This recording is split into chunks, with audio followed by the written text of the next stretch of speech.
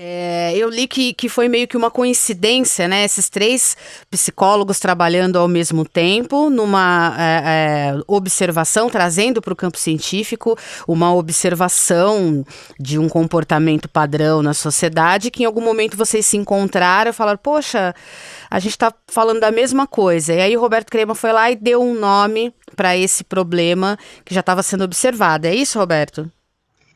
Então, Joyce, obrigado pelo convite.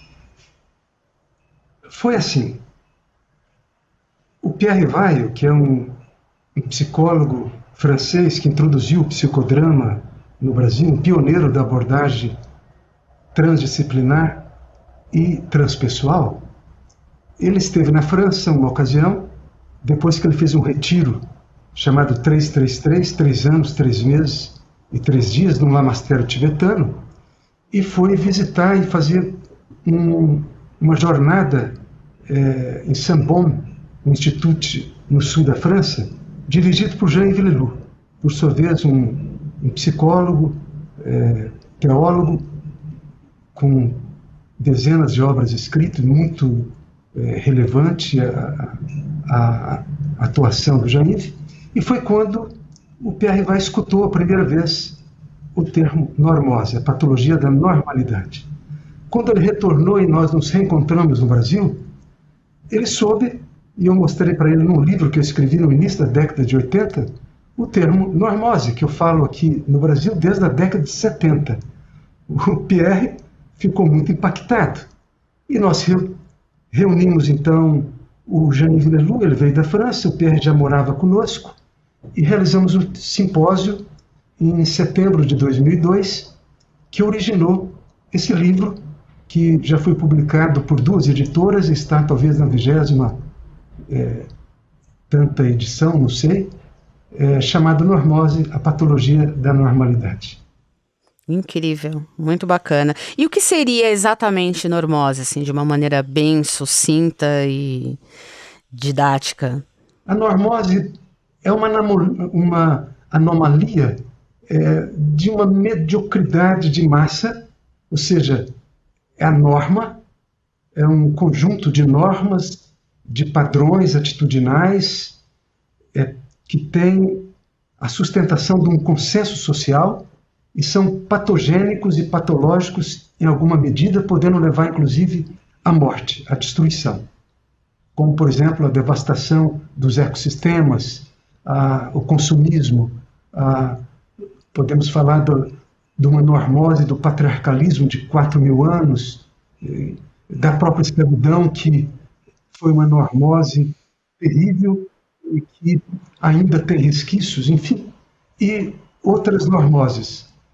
Tem normoses gerais, tem normoses específicas. Então, o conceito seria esse,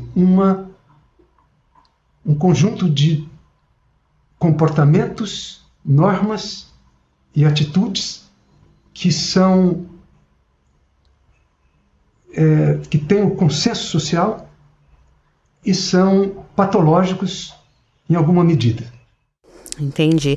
A gente pode, de repente, falar que nós estamos em uma epidemia de normose? Sem dúvida nenhuma. Eu creio que nós estamos diante de um abismo e se as futuras gerações não puderem florescer na Terra, não terá sido pelos neuróticos nem pelos psicóticos. Terá sido pelos normóticos que estamos sendo. Então, eu creio que, de fato, a normose é o grande obstáculo, o grande desafio.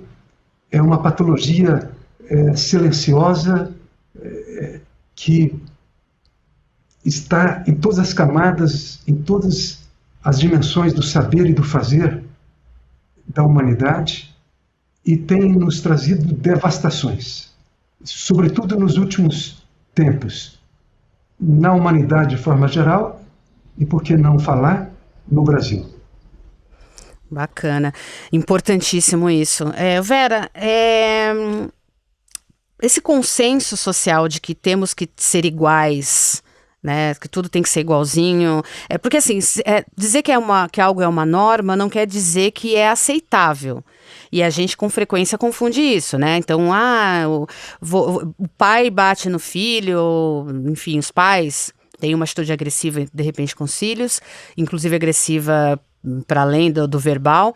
E aí, mas quando eu era criança, também aconteceu isso comigo, isso é normal. A gente associa muito ao normal ao que é certo. É isso mesmo, Vera? Bom, primeiro eu queria muito agradecer o convite, Joyce, admiro muito o seu trabalho, minha colega também, e o prazer, né, de poder ser apresentado ao Roberto, que tem essa trajetória linda e tão importante, né, pra gente lembrar que o Brasil não está devendo nada para a Europa, a gente tem que começar a se decolonizar e sair desse lugar de achar que eles inventaram a roda. Eu acho que a gente tem muita produção nacional bacana em todas as áreas. Bom, eu acho que uma geração, quando ela vem, a geração anterior tenta trazê-la para o mundo que conhece, né? Reproduzir aqueles saberes. Quando você educa os seus filhos, você quer que eles te obedeçam, né? Então, que você transmita para eles valores e pensamentos e que sejam adaptativos. Você não quer que a criança saia fazendo coisas que podem causar, né? Mas o grande problema que eu vejo é que nessa conta tem que ter um quê de transgressão. A gente tem que transgredir, porque o que a gente transmite é a reprodução também do nosso pior. Então, quando a gente vai só reproduzindo, a gente vai reproduzindo o nosso racismo, a gente vai reproduzindo a nossa misoginia, a gente vai reproduzindo o nosso pior, né? A nossa tendência ao consumo, a devastação do planeta. A nossa sociedade não é sábia, né? Não. Ela é uma sociedade cheia de conhecimento, mas de sabedoria zero, né? Ela é muito autodestrutiva por uma série de questões.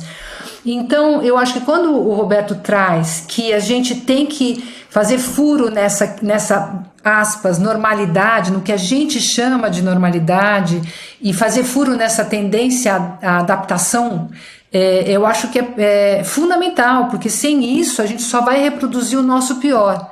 Eu acho que para a psicanálise isso é central, porque a psicanálise ela se baseia na ética, ou seja, na possibilidade da gente julgar a reprodução do comportamento, não pelo que o outro disse que deve ser, porque às vezes nem pelo que está na lei, porque as leis também têm que ser questionadas, muitas leis são ultra nefastas, né?